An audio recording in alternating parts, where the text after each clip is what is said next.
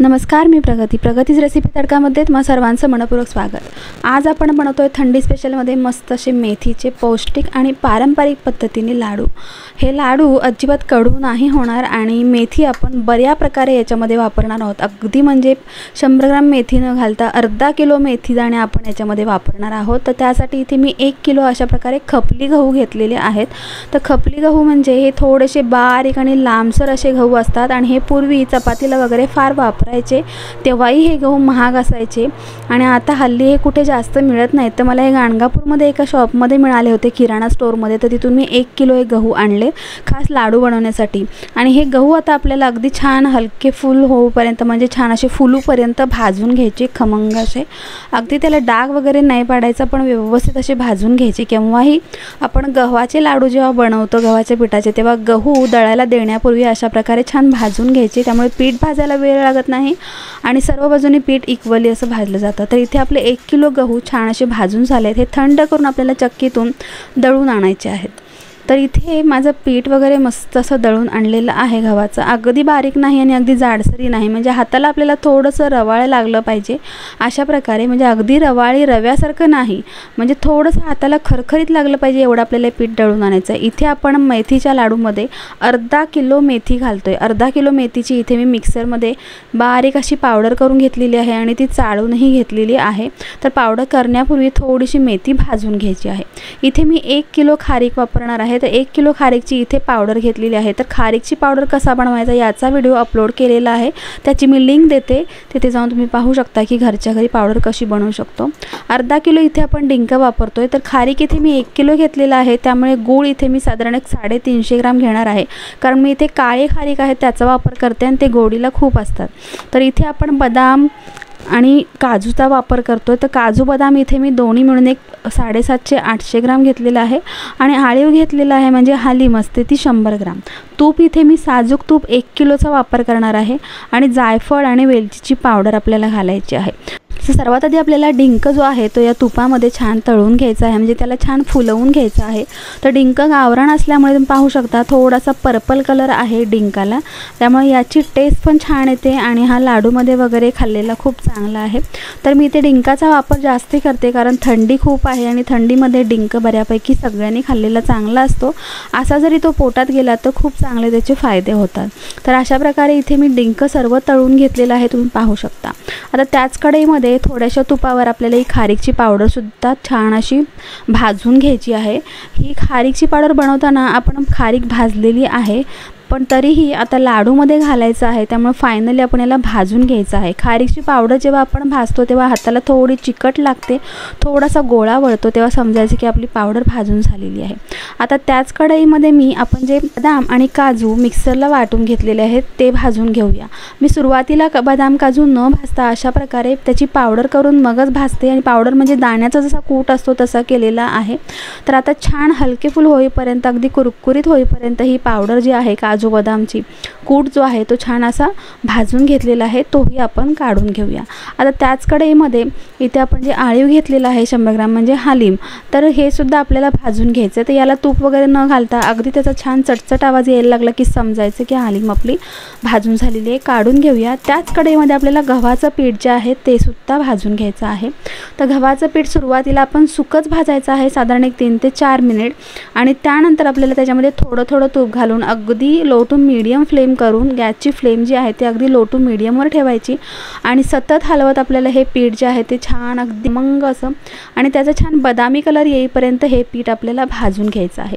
तर तुम्ही पाहू शकता थोडासा पिठाचा कलर चेंज झालेला आहे। तर याच्यामध्ये आता आपण तूप घालायचं आहे। तर तूप आपण थोडं घालत हे पीठ भाजून घ्यायचं आहे। अगदी जास्त तूप घालायचं नाही, सुरुवातीला थोडं तूप घालायचं आणि हे पीठ छान खमंग होईपर्यंत भाजून घ्यायचं आहे। हातात घेतल्यावर त्याचं छान रवाळ टेक्स्चर आलं पाहिजे इतपत आपल्याला हे पीठ भाजून घ्यायचं आहे। आणि तुम्ही पाहू शकता 7 ते 8 मिनिटानंतर पिठाला कलर फार सुंदर आलेला आहे, अगदी बदामी कलर आलेला आहे आणि हे पीठ आता मला भाजताना छान हलकं वाटतं आहे, म्हणजे याला छान दाणेदार असं टेक्स्चर आलेलं आहे। तुम्हाला मी जवळही कॅमेऱ्याच्या घेऊन दाखवत आहे. किती छान आपलं हे गव्हाचं पीठ भाजून झालेलं आहे. तर अशाच प्रकारे उरलेलं पीठसुद्धा मी इथे भाजून घेणार आहे. परातीमध्ये आपल्याला सर्व लाडूचं मिश्रण घ्यायचं आहे, त्याच्यातच आपण हे सर्व ओतून घेऊ.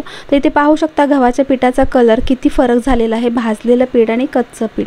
तर दुसरंही पोर्शन आपण इथे छान असं पिठाचा भाजून घेतलेला आहे. तर गव्हाचं पीठ आपलं इथे छान असं भाजून झालेलं आहे. अगदी हवं तेवढं ढीगभर तूप न घालता थोडं थोडं तूप घालून भाजल्यामुळे छान असं भाजलं गेलं आहे. तर इथे मी साधारण 2-3 टेबलस्पून तूप घातलेलं आहे. आणि आता आपण जी मेथीची पावडर बनवून घेतलेली आहे ती सुद्धा अगदी लो टू मीडियम फ्लेमवर आपल्याला छान अशी भाजून घ्यायची आहे. याचा सुद्धा कलर अगदी छान बदलेपर्यंत आपल्याला भाजायचं आहे. तर इथे मी आणखीन थोडंसं तूप घातलेलं आहे, कारण मेथीची पावडर जरा जरी करपली तर त्याचा सगळा जो स्मेल आहे, सुवास आहे, तो सर्व लाडूमध्ये जाईल. त्यामुळे याला करपू न देता अगदी लो फ्लेमवर आपल्याला हे मेथी छान भाजून घ्यायची आहे. तर इथे अशा प्रकारे मेथीची पावडरसुद्धा माझी एक साधारण 5 ते 6 मिनिटामध्ये भाजून झालेली आहे. आता याच कढईमध्ये आपण जे तूप घेतलं होतं 1 किलो, त्यातलं उरलेलं तूप मी वितळवून घेणार आहे. फक्त आपल्याला हे वितळवून घ्यायचं आहे. आणि वितळून झाल्याच्या नंतर मी गॅसची फ्लेम आहे ती बंद केलेली आहे. आणि जो आपण गूळ घेतला आहे 350 ग्राम, तो गूळ याच्यामध्ये घालून याला असंच सोडून द्यायचं आहे. तूप आपलं गरम झालेलं असल्यामुळे गूळ जो आहे तो आपोआप याच्यामध्ये विरघळणार आहे. म्हणजे आपण इथे बिनपाकाचे लाडू बनवतोय, पण अगदी परफेक्ट. आणि हे लाडू जे आहेत ते बनवलेले 4 ते 5 महिने थंडी जाईपर्यंत जरी खाल्ले तरी त्याला काहीही होत नाही. तर सर्व इन्ग्रेडियंट्स आपण इथे जे भाजून घेतलेले आहेत ते या परातीमध्ये मिक्स करून घेऊया. मी इथे जी डिंक तळून घेतला होता त्याचीही पावडर करून याच्यामध्ये घातलेली आहे. तो व्हिडिओ स्किप झालेला आहे त्यामुळे दाखवता नाही आला. आणि सर्वात शेवटी आपण इथे वेलची आणि जायफळची पावडर घेतली होती तीही घालूया. आणि आता हे सर्व मिश्रण जे आहे ते छान असं हाताच्या साहाय्याने एकजीव करून घेऊया. सगळं अगदी छान मिक्स झाल्याच्या नंतरच आपल्याला याच्यामध्ये आपण जो गूळ आणि तूप जे गरम करून घेतलेलं आहे, म्हणजे आपण तूप गरम करून त्याच्यामध्ये गूळ घातलेला आहे. लक्षात ठेवा आपण इथे पाक न बनवता हे लाडू बनवतो, पण आपल्याला गूळ जो आहे तो गरम तुपात घातल्यामुळे अशा प्रकारे छान वितळला गेलेला आहे. आणि आपल्याला हे लाडू वळताना अगदी सोपे जातात अशा प्रकारे जर आपण लाडू बनवले तर. इथे आता सर्व जे आपलं गुळाचं मिश्रण होतं गूळ तुपाचं ते मी याच्यामध्ये घालून घेतलेलं आहे. तर हे थोडंसं गरम असल्यामुळे सुरुवातीला थोडं चमचा आणि नंतर आपण हाताच्या साहाय्याने हे सर्व मिक्स करू शकतो. अगदी सर्व बाजूने व्यवस्थित हा गूळ आणि तूप जो आहे त्या मिश्रणाला व्यवस्थित लावून घ्यायचं आहे, एकजीव करून घ्यायचं आहे. त्यानंतरच आपण याचे लाडू वळणार आहोत. तर अशा प्रकारे 3 ते 4 मिनिटानंतर छान असं मिश्रण हे माझं मिक्स करून झालेलं आहे. आणि इथं मी पाहत आहे की लाडू अगदी परफेक्ट वळता येत आहेत का. तर तुम्ही पाहू शकता अगदी झटपट असे आपले इथे लाडू वळता येतात. आणि हे लाडू बसत नाही, काही नाही, मस्त अगदी त्याचा जो साईज आहे, शेप आहे, तो अगदी परफेक्ट झालेला आहे. तर इथे मी तुम्हाला एक तोडूनही दाखवत आहे. अगदी दाणेदार असं आपल्या लाडूला टेक्स्चर आलेलं आहे. आणि यातले सर्व पदार्थ जे आपण वापरले ते सर्व अगदी छान भाजून घेतल्यामुळे हे लाडू तुम्ही थंडी जाईपर्यंत 3 ते 4 महिने आरामात खाऊ शकता, याला काहीही होत नाही. तर इथे माझा अर्धा किलो मेथी आणि 1 किलो गव्हाच्या पिठामध्ये बाकी सर्व पदार्थ मिळून साधारण 4.5 किलो ते 5 किलोपर्यंतचे लाडू बनवून तयार झालेले आहेत.